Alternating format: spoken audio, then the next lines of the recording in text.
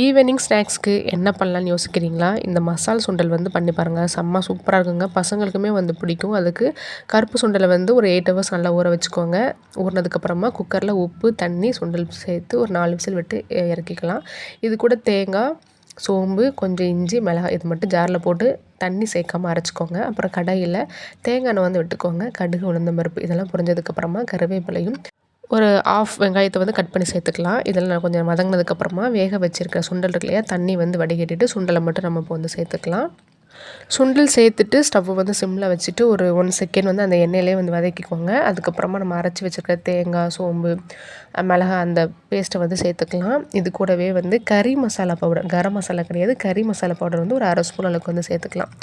எல்லாமே சேர்த்து நல்லா மிக்ஸ் பண்ணிவிட்டு ஸ்டவ் வந்து ஆஃப் பண்ணிடுங்க. ரொம்ப நேரம் வந்து தேங்காய் சேர்த்ததுக்கப்புறம் ஸ்டவ்வில் வந்து வைக்காதீங்க, அப்புறம் கறிகிற மாதிரி வந்து ஆகிடும். மசாலா சுண்டல் வந்து ரெடிங்க. ட்ரை பண்ணி பாருங்கள்.